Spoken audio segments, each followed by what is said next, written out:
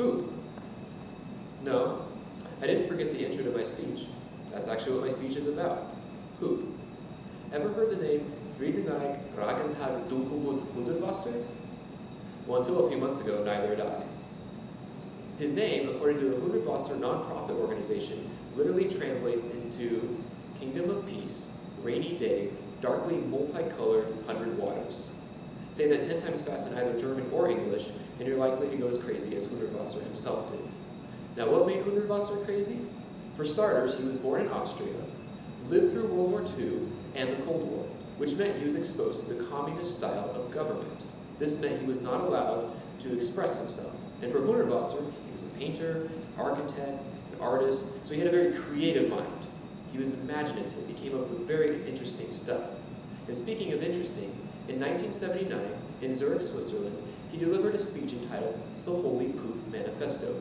In it, he talked about the value of poop and how we as humans do not value it enough. This leads us to ask the question, what is it about Hundertwasser's radical self-expression that transcends our culture today? This speech will consist of 3 parts. The first part will deal with Kenneth Burke's cluster criticism. The second part will be applying that criticism to Hundertwasser's Holy Poop Manifesto. And the third part will deal with the so what factor. How does Hundertwasser's worldview apply today? In the first part, we have Kenneth Burke's cluster criticism model.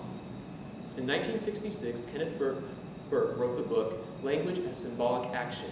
In it, he described how language deflects reality, and it selects reality, and it checks reality. This, he ascribed, gives a person the ability to look at a speaker's speech and understand their worldview. Rather than just listen to it and take away, oh, this must be what the speaker is talking about, we can go deeper into the speaker's mindset and understand what they truly believe. The model consists of 4 key parts.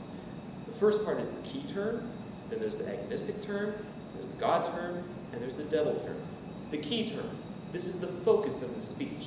This is what the author is talking about. This is what being addressed at hand. It can be a good topic, it can be a bad topic. It could be about terrorism, it could be about butterflies. It doesn't really matter. This is the focus of the speech. Then there's the agonistic term. This is the term that comes in conflict with the key term. Like any good story, you need conflict to keep the story going. It's the job of the agonistic term. Then there's the God term. The God term can be seen as good, while the devil term can be seen as evil or bad. These 2 terms also are in conflict with each other. The God term is what is associated most closely with the speaker's worldview, what they believe to be true, and what they like. The devil term is what they believe to be the furthest from it. They don't agree with it, or it comes in conflict with the God term. So these 4 terms, key term, agonistic term, God term, and the devil term, make up the cluster criticism model. And this allows us to look at a speaker's worldview a little more closely. So now that we understand the model, we can apply it to Kenneth Burke, or Hundertwasser's Holy Poop Manifesto. In it, we can easily see that the main term is poop. It's used 18 times in a relatively short speech. And for Hundertwasser, poop is the foundation of our resurrection. Ever since the beginning, man has sought immortality and how to have a soul. Hundertwasser believes that poop is our soul, and that poop will enable us to survive, and that poop will enable us to have a soul and be immortal. There's a high element, there's a high focus placed on poop and the value, according to Hundertwasser. But we as humans are creating a problem. This is the agonistic term. Through our sterile cleanliness, which Hundertwasser believes is death. Every time we flush the toilet, thinking it's a hygienic action, we in fact are violating cosmic laws. And Hundertwasser goes on to say that every time we flush the toilet, we are thereby polluting lakes and rivers and oceans. So poop to Hundertwasser is extremely important, but we as humans are getting rid of it. In the God term for Hundertwasser, this is simply health. But he would associate health with poop, or with dirt, with the natural elements of this world. Things that we would not want to associate ourselves with, things that we would deem as dirty or unclean. And to Hundertwasser, these things are natural and part of life, and we should not be afraid of them. In conflict with this is the devil term. For Hundertwasser, this is poison or hygienic action, what we do to get rid of the dirt and the poop and the filth. We think that by creating a bubble, we'll be able to be sterile and that we'll be able to be healthy. But this, in fact, according to Hundertwasser, is not so. We should embrace our poop, we should embrace the dirt, we should embrace the natural elements of the world so that we may survive. So now that we've applied Kenneth Burke's cluster criticism model to Hundertwasser's Holy Poop Manifesto, we can begin to understand what Hundertwasser's worldview is. And that is that we as humans are getting rid of our waste when in fact we should be saving it because it is essential to living. And so that brings us to the third point. What is it about Hundertwasser's Holy Poop Manifesto and his worldview that applies into our culture today? And this can be broken down into three main parts. The first deals with health, the second part deals with food, and the third part deals with this speech. In the first part, with health. Ben Greenfield, he's a fitness author, wrote in the HuffPost on the 25th of March 2014, stated that it is essential to let your kids play in the dirt so that they can build up an immune system that is strong enough to withstand the diseases and the illnesses of this earth.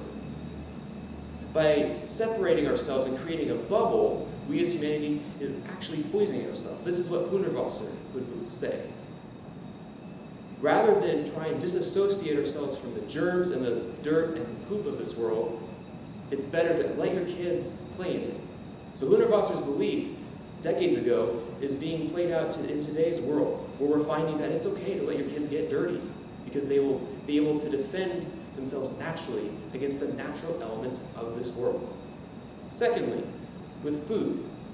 In 1906, Upton Sinclair wrote the book entitled The Jungle. In it, he exposed the atrocities that were occurring in the meat factories and how human body parts and feces would be found in the meat processing plants. This led to a revival in the food industry, and since then, processed food became clean, efficient, and quick. Initially, there were the automats. These were the type of original vending machines. You could go, pay a little bit of money, and get a hot meal or a cold meal instantly. Then came White Castle, which originated from Wichita, Kansas. This was the original burger joint, or they also served sliders, is what they were originally known as. Then came McDonald's, and ironically, in 1979, the same year that Hundertwasser wrote his Holy Poop Manifesto, came the Happy Meal. And so we have over a century of processed foods that were efficient, safe, clean, sterile, all the words that we would associate with efficiency. But now we have, in today's society, the foodie movement, which is putting the choice of what to consume back into the consumer's mindset, or their choice. We're able to apply Hundertwasser's worldview of being able to express ourselves and choose freely what we want. And we can apply this to how we choose and what we eat. People are beginning to realize that eating organic food is in fact healthy, that the food that grows in the dirt is fine. It doesn't need to be processed in a factory somewhere. It doesn't need to be grown in a lab. It's the same reason that we go to a hole-in-the-wall restaurant, because the food there is natural, and it's fresh, and it's locally grown, and it's good. These are the things that Hundertwasser would look at and say, yes, this is good and it's essential, and it allows us the freedom of choice to express ourselves in health or in food. And finally, the third element of Hundertwasser's worldview can be applied to this speech.